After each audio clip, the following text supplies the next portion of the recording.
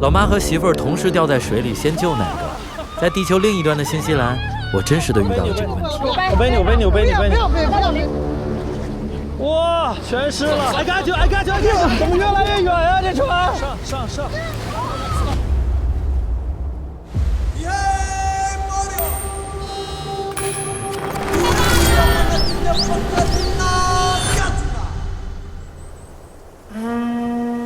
时隔2年，再一次踏足新西兰这片大陆，是带着妈妈一起的3人之旅。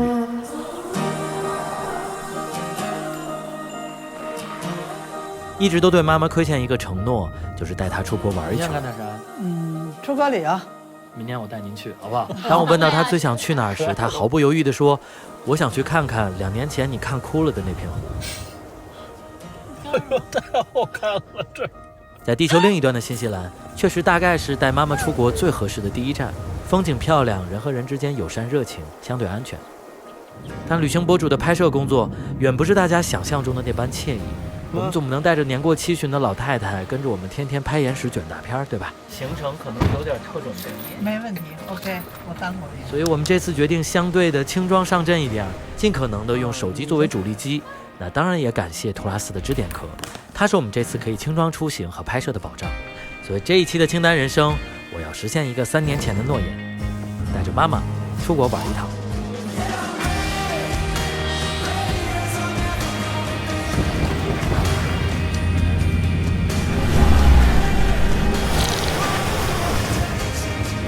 平时凉水都不喝一口的老太太。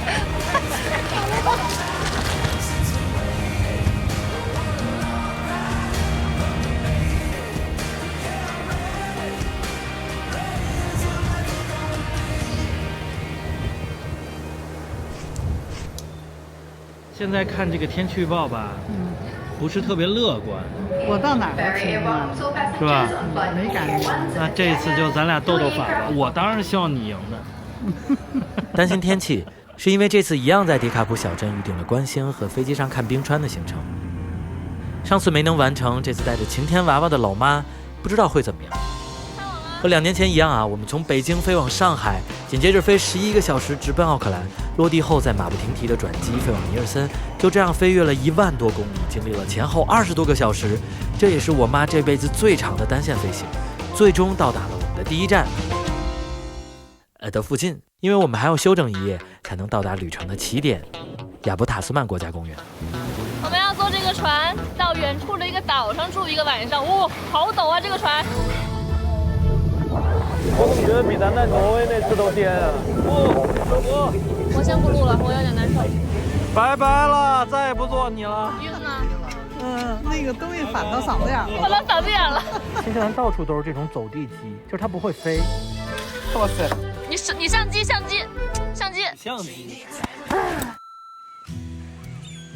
我们今天是住在国家公园的里边，所以你们可以看到，这是我们今天要住的酒店，然后面前就是大海，还是很漂亮的，完全没有信号。这个岛上，这是我们的房间，哇，太好看了！看这窗景。亚伯塔斯曼国家公园，毛利人在这片土地上生活了约700年。壮观的花岗岩悬崖、清澈的溪流、古老的森林以及各种奇特的岩石。这叫什么？劈开的。比如这个超有名的劈开的苹果岩。这里既有温和的自然节奏，又能满足轻松观景与文化体验的需求，我觉得是非常适合带父母旅行的第一站。海岸步道是新西兰最著名的徒步路线之一，将沙漠、森林和海景串联，也是迅速了解这个岛屿的方式。然后说是要徒步2小时，行吗？可以。当年毛利人发现这个岛应该就是这样上的岛吧，赞叹着这里的美景。来，甩了下头还开心吗？开心。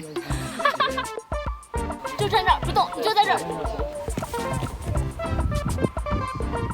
这有个黄色的花儿，他们说可以吃，揣一下。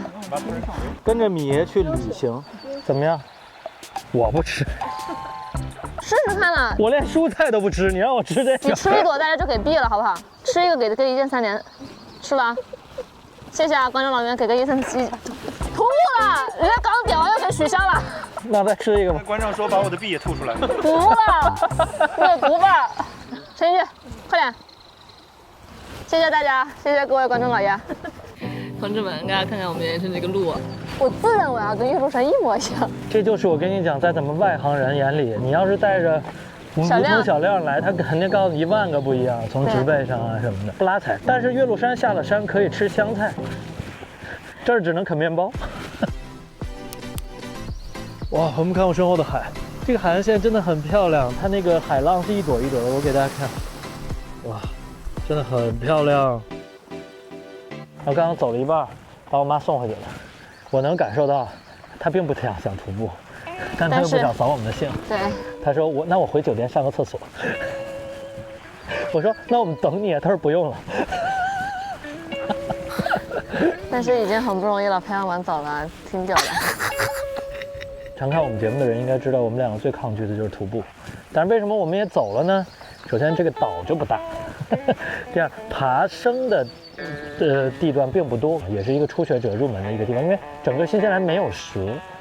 哎，虽然我是属蛇，但是说实话，我徒步的时候我真的很怕。So there's no snake in here, right? No, right? Yeah, I heard about this.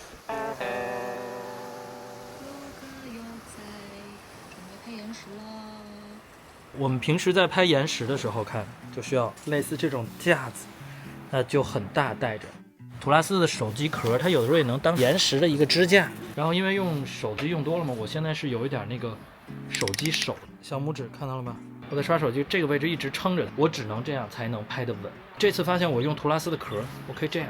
我在拍摄的时候也可以这样，因为它受力的点从下面到了这个壳上。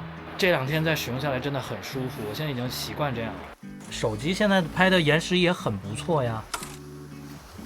那这个时候我们还不知道悬崖下这里的美景叫做激流湾 Torrent Bay。当然这不是顾城当年生活的激流岛啊，那个岛要再往北到北岛的奥克兰附近。而这里得名的原因，看来跟这里陡峭的海岸导致这种海水湍急、潮汐活动更加剧烈有关。所以徒步时，酒店的向导才会告诉我们，这里几个小时内就会有高达5米的涨退潮现象。It can go to here. 哦 Here can come up. 哦，水可以到我们脚下是吧 You can see the wood.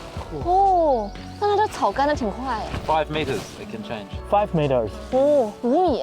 所以刚刚涨潮到这个位置，大家还能看到水呢，朋友们。而这时我们还不知道这会给我们明天的离岛带来什么。那在第2天，我们将要离开这里，乘坐飞机去往基督城，再开车去往迪卡普小镇。而离开这个岛，我们唯一的选择就是一个上午只有一班的海上 taxi。而激流湾早晨海水不断的退潮，让我们的船越飘越远。哇，这个水冰凉，你不会宫寒吗？太冷了吧？啊，对，先往边上走吗？我刚刚听他们说，我以为他们开玩笑呢。这太夸张了，都到腰了，那个水。这个水怎么上啊？只能到那儿了吗？妈，给你留下最深刻印象的瞬间是什么？啊！来，妈，我背你，妈，我背你，我背你，我背你，我背你，我背你，我背你。李老师，哦 shit！ 怎么越来越远呀？这船？上 ！I got you! I got you! I got you! I got you! 来 Make it happen. You walk down the long part of the ramp, it'd be easier. 如果真的有哪个男人遇到了妈和媳妇儿掉在水里，先救哪个？就是我。就是你什么呀？你也没说结论啊。你选择了谁？你没说呀。完了，是你们2个同时在救我。情商。其实真正有点紧张的是在船上，他抢时间，他跑得太快了，他一直在浪尖上跳着走那个船。还来吗？还来！乘风破浪的姐姐。这边也退潮了，所以他会用车帮我们拉上去。So I'm just gonna put the boat straight on the trailer, then we're gonna pull out and drive up on the road. 上岸，上岸，朋友们在这儿可以刷上岸了。好玩吗，妈？啊，好玩好玩！没想到70多岁还来这么个大刺激，真正的体验了一把什么是浪。乘风破浪的奶奶。然后今天将直接杀到 Tekapo，就是上次我被美哭的地方。然后这次我们带了一个晴天娃娃，我妈。哦，我到哪儿都晴了，是吧？没感觉。所以我们今天约了今晚的观星，能不能看到这个星星就看你了嘛。有信心吗？今天也选。取消了，同志们。今天天气十分之差。麻了。妈的，新西兰。这一天天的，我真的没想到我们再来迪卡普，天气更差。云层太厚，随着观星团的取消，直升机冰川的项目也随之取消。星空小镇迪卡普的天空没有一点要晴的意思。妈，你没发威啊？当然也不光是看不到星空啊，没有阳光。2年前我看到然后被美哭的那个蒂芙尼蓝的湖水，也不会展露自己最美的那面。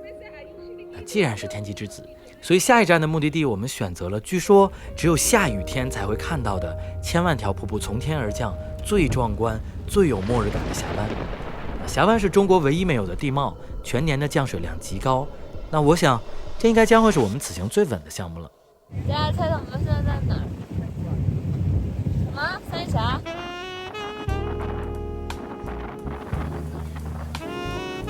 太离谱了，前面5天雨啊，有点离谱啊！现在蓝天白云。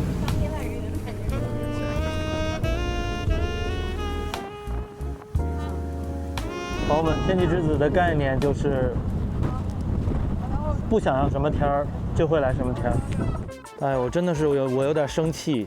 昨天下一夜雨，我以为我稳了。我已经做好了今天瓢泼大雨的准备，然后又是穿冲锋衣的，早知道就穿裙子了，戴个毛线帽热死我了，热得我要死。开心吗？开心。我每次都问这个。这我听到了都被问了20遍。我也没有别的回答。我还是觉得有光好，我并不喜欢末日感。你要觉得有阳光好，那就是有阳光好。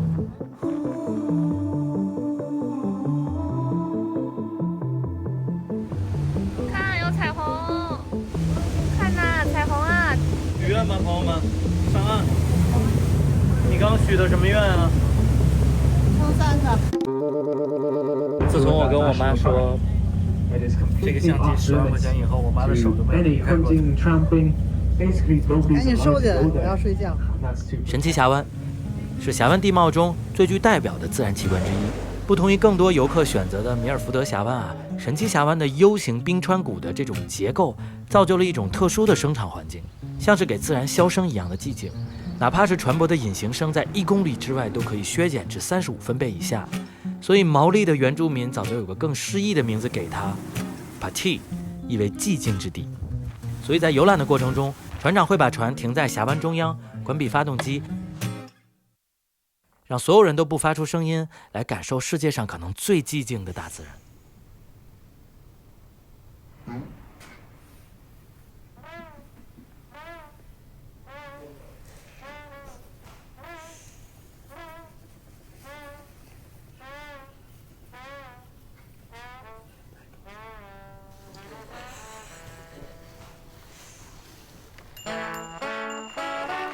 在结束了既定的行程后，我们还是决定多待2天。米尔是在瓦纳卡找到了一间带着小院儿、厨房和小猫的民宿。今天天气超级好啊！然后今天因为要在家剪片子，所以大家都休息1天。第一次在国外做饭。您的人生体验+1。这次带露拉出来，我啥也不用干了，打打下手吧。在陌生国度的房子里做饭，也是他的人生初体验，而他做的饭也永远最好吃，即使只是一碗泡面。以后我们再出去，我煮的泡面你都觉得不香。这么多菜，你老妈卷我。这几天都没怎么吃菜，一定要吃菜。给我妈这个泡面打个分。好吃吗？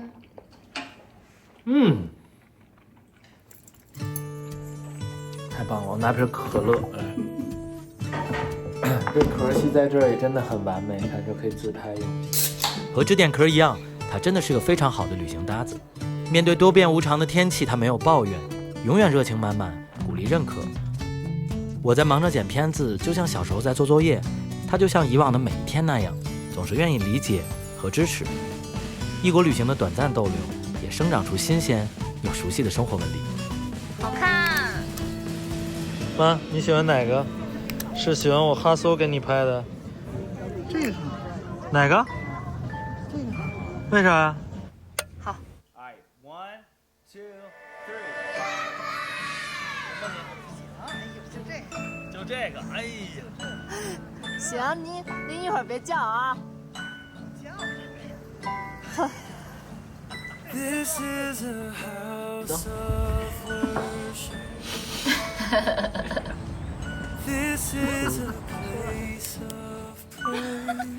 来合个影。妈，再往里来点。来，准备。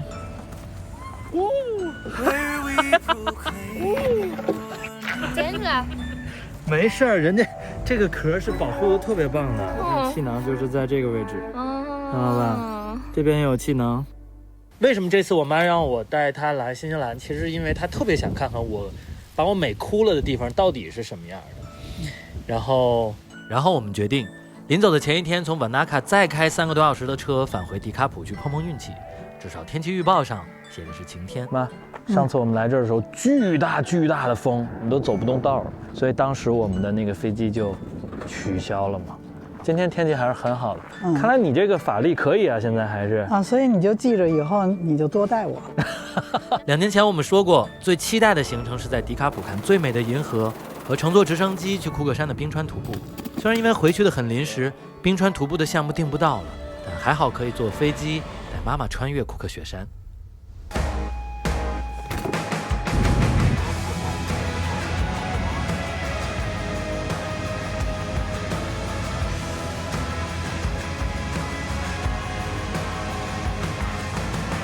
当然，这次的观星团也没有取消。天哪，朋友们，我现在在用 Z1 直录星空。没有任何光污染的地方，肉眼观看星空，有光跟没光的区别还是蛮大的，所以咱们多抬头往天上找一找。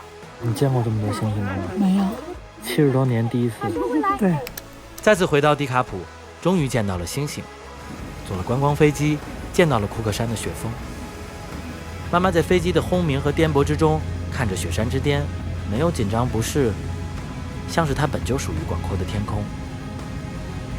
如果不是为了让彼此都不留有遗憾，我也许会再次错过迪卡普的暗夜星河，因为它在，我才能看到星星。今天是这样，也一直如此。开心不？开心，震撼吗？震撼呀！一点不晕。不晕。我的天哪！哇塞，厉害，我快吐了。我们需要不断地确认他旅行愉快，也享受参与我们的工作，成为我镜头中被看见的人。开心吗？开心。我想让他看看他将我托举到的远方。这是妈啊，现在我们停车这个位置就是，上一期我哭的那个地方了。那个水的颜色就是你那次拍片子那么绿。对。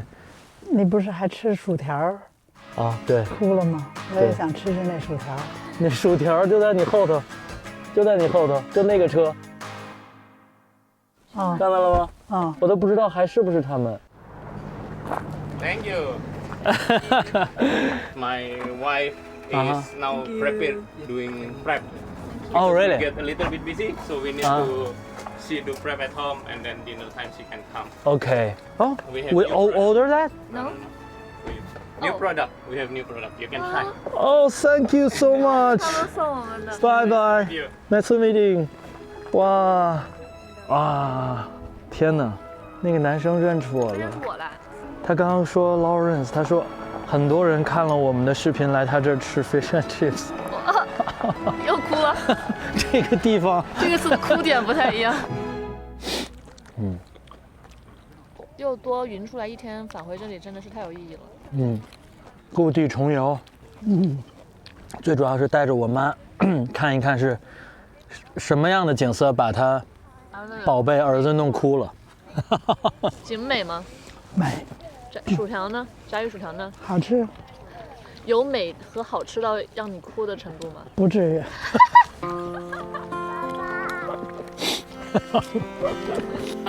我就说你妈一定是 X 人。你是性情中人。虽然他没有我那么性情中人啊，但他从来都是个生命能力极高的人。我觉得我身体里对世界的渴望，其实是来自于他，那是他存在我身体的种子。上次我们来一个人没有，今天人多呀。可能觉得天好。在湖边的聊天时间，对我们而言都是一次崭新的体验。置身异国，有一些柔软的情感在翻涌和流动。这样，如果你是因为我看了我视频来这儿的人，都能航班不被取消，然后观星不被取消，然后一切顺利，好不好？我自己的话随便。对，那你整个体验下来以后，觉得感受怎么样？因为其实我们两个这次真的是超级轻的拍摄，会有更看到我们两个平时出去的拍摄的另一面吗？呈现给大家的都是你们的结果。那么我这次看到的更多是过程，没给大家享受一个画面的时候，你们都要付出很多的过程。你那睡觉时间，都是在什么路上、车上、飞机上，然后用晚上睡觉的时间去剪片子，确实挺辛苦的。他说我那个进步了，他昨天说我能什么着来着？完事儿了。这是我今天第一次，一个人在没有你的情况下开车哦，带你妈去超市购物。我还用英文问人家蔬菜在哪称呢。Where can I weigh my vegetables？ 我提前在 DeepSeek 上面搜了一下。我觉得你挺能吃苦的，其实做了很多默默无闻的事儿。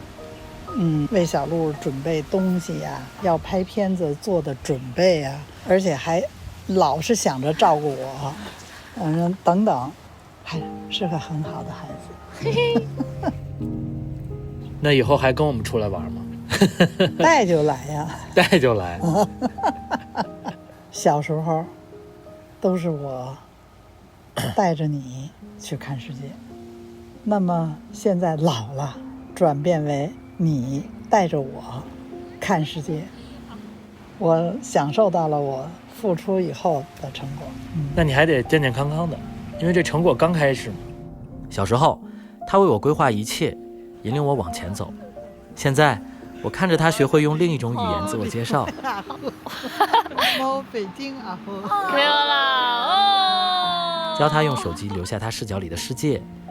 我变成了20年前的他，他变成了20年后的我。我长大了，他还没老。他愿意去看世界，我愿意陪他看世界。这也许是生命最动人的闭环，也是影像记录的意义。妈妈的爱，曾经是我可以抬头看这个世界的底气。我现在也想成为他看世界的支点。